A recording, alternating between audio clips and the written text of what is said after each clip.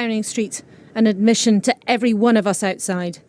Without a huge national effort to halt the growth of this virus, there will come a moment when no health service in the world could possibly cope, because there won't be enough ventilators, enough intensive care beds, enough doctors and nurses. And as we've seen elsewhere in other countries that also have fantastic healthcare systems, that is the moment of real danger.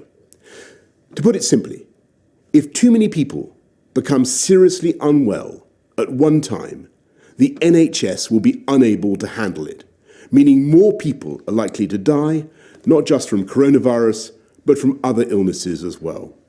So it's vital to slow the spread of the disease. No longer just advice on how to battle the virus, but a demand from Number 10. From this evening, I must give the British people a very simple instruction. You must stay at home. Because the critical thing we must do to stop the disease spreading between households. That is why people will only be allowed to leave their home for the following very limited purposes. Shopping for basic necessities as infrequently as possible. One form of exercise a day, for example, a run, walk or cycle, alone or with members of your household.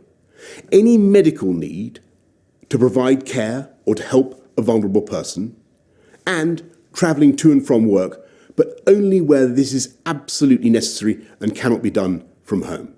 That's all. These are the only reasons you should leave your home.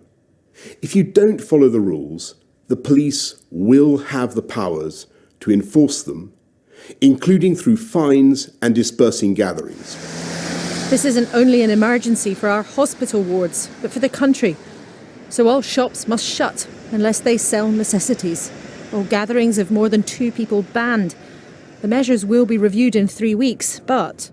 No Prime Minister wants to enact measures like this. But at present, there are just no easy options.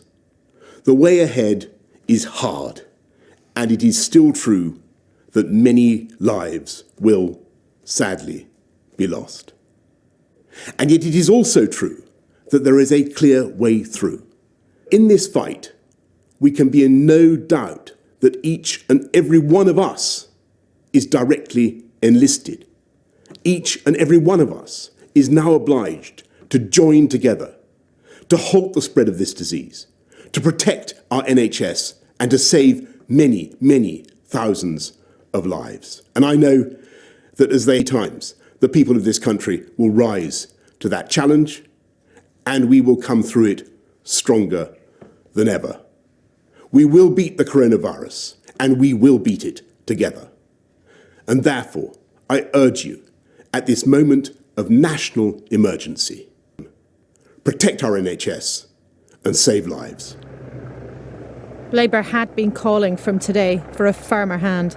We do need to understand how they'll be enforced. We do need to understand the details of who can actually travel to work and who can't travel to work. People are frightened. People are concerned. People just want certainty and clarity. So we welcome what the Prime Minister has said tonight. It's what we were calling for. But we hope the government can quickly follow it up with the details that families tonight deserve to hear. The demand in every corner of the UK tonight: close the doors. Let me be blunt. The stringent restrictions on our normal day-to-day lives that I'm about to set out are difficult and they are unprecedented. They amount effectively to what has been described as a lockdown.